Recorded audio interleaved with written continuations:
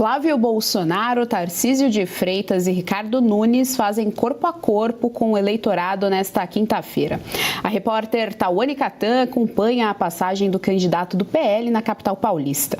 Que história é essa de presidente de transição? Vamos entender com a Tawane, que já está aqui no telão e vai trazer as informações para a nossa audiência. Tawane Catan, seja muito bem-vinda ao JDO2. Boa tarde.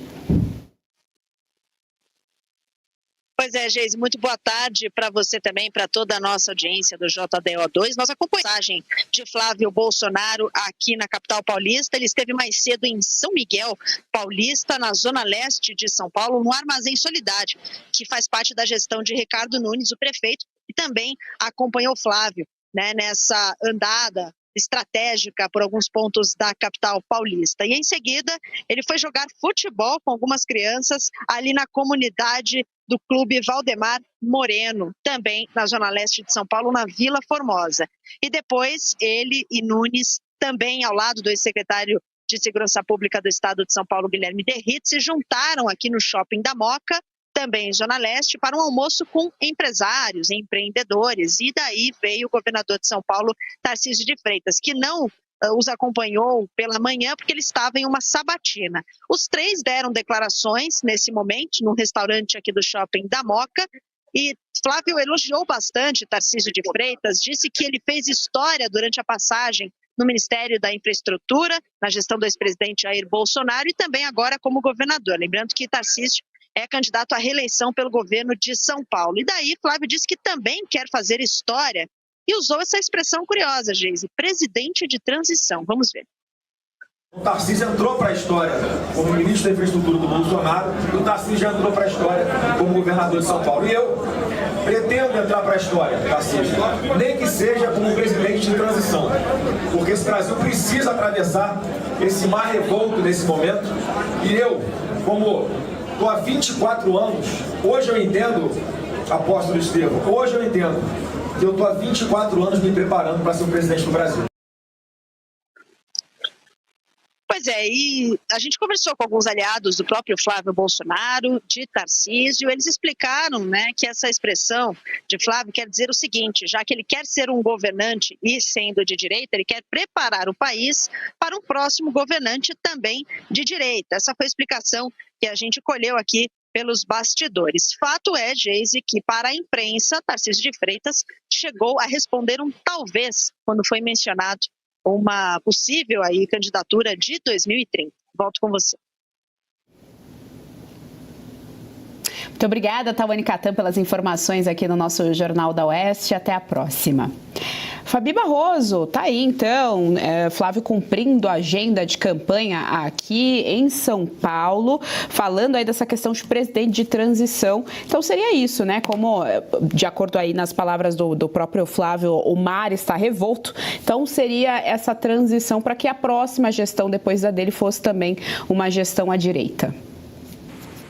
Eu acho essa declaração um pouco complicada, né? A gente está começando, a campanha dele está começando para ele ser presidente. A gente já sabe que ele tem essa questão de não querer reeleição, mas também nós sabemos que quando a pessoa chega no poder, as coisas podem modificar e às vezes o projeto que você colocar ao país não dá tempo de se colocar por 4 anos. Então acho complicado, mas acho que ele falou para agradar o Tarcísio. O Tarcísio me parece estar bastante ansioso para chegar a vez dele como presidente da República. Tarcísio não esconde que ele tem esses 4 anos aqui para continuar no governo de São Paulo e depois, então, também tentar ser presidente da República. Eu achei bem interessante essa cena, não havia reparado, aliás, a Tawane está de parabéns, porque ela pegou aí algo que eu não vi, está o apóstolo Luiz Estevão, que é da Renascer, então tem muita gente dizendo que o Flávio Bolsonaro não está recebendo o apoio das lideranças evangélicas, e aí a imagem, né, exclusiva aí da nossa Oeste mostra que não é bem assim, né, uma liderança importante.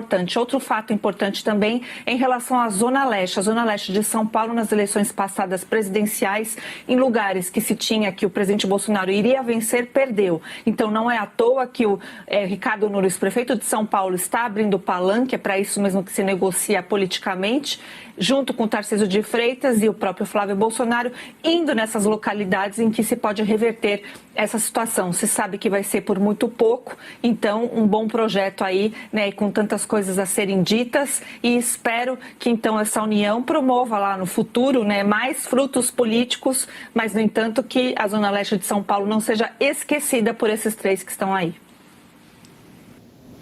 Berenice Leite, quero te ouvir. O Flávio Bolsonaro diz que quer entrar para a história, nem que seja como presidente de transição. Tá aí, é um grande desafio essa transição, significa pelo menos 2 presidentes, né, que tenham ali os conceitos conservadores, família, pátria, liberdade, né, os conceitos da direita por 8 anos. O PT conseguiu, né, ficou ali no poder por quase 20 anos, né? Foram 16, na verdade, um pouco menos porque Dilma Rousseff acabou sendo empichada. Mas o fato é que, se realmente o Flávio Bolsonaro vencer as eleições, a partir do ano que vem, ele vai pegar um governo bastante desfalcado, a máquina pública, né, está bastante aí, no vermelho, se assim podemos dizer, então tem muita coisa para arrumar dentro da casa, né? Até porque o PT, nessa gestão, principalmente nesses últimos anos, gastou muito mais do que arrecadou, e olha que arrecadou bastante, né? Se tem uma coisa que o PT foi competente nesses últimos anos, foi na capacidade de criar tributos e impostos para os trabalhadores. Agora, acho importante, sim, um encontro como esse, né? Eu trabalho corpo a corpo, ele enquanto candidato à presidência da República, a gente tem que é o maior colégio eleitoral do país, e ele está muito bem acompanhado, né? O Tarcísio de Freitas, governador que também tenta a sua reeleição, que tem um índice de aprovação enquanto governador do estado, um índice muito bom, e é um grande cabo eleitoral nesse momento. A gente tem ali também o apoio do prefeito de São Paulo, né? Nada mais do que uma troca, afinal o Jair Bolsonaro apoiou ele durante a candidatura à prefeitura. Isso foi motivo até de contestação por aqueles que são os bolsonaristas mais raiz mesmo, mas está aí agora, né, a troca, né, a parceria do prefeito de São Paulo também correndo junto com eles aí nesse trabalho corpo a corpo. E, Geise, o Tarcísio, né, a gente sabe que ele era o candidato da Faria Lima, né, dos representantes do mercado financeiro. Eles queriam que o Tarcísio fosse o candidato a presidente da República. Então, ele traz também, né, esse apoio importante do mercado financeiro, que já reagiu de imediato logo que o ex-presidente Jair Bolsonaro confirmou que o seu filho é que seria ali o sucessor nas urnas. E, por fim, não dá para não falar, né, dessa atitude do Flávio Bolsonaro, que foi jogar bola com as crianças, enfim. Algo muito bacana também, que traz proximidade, né, principalmente em locais assim onde a população, as famílias são mais pobres, vulneráveis. Isso é muito legal, e a gente não vai ver esse tipo de imagem por parte do atual presidente. Vocês aí conseguem ir o presidente Lula jogando bola com as crianças? Eu acho muito difícil, até por conta da idade. Mas é isso. Agora, fiquei sabendo, inclusive, que o Flávio Bolsonaro, até o final do mês, deve visitar Alagoas, né, acompanhado do vice. E por lá também no Nordeste é algo que esta campanha, né, do PL precisa trabalhar, virar votos, já que estamos falando de um reduto tradicionalmente petista. Geise.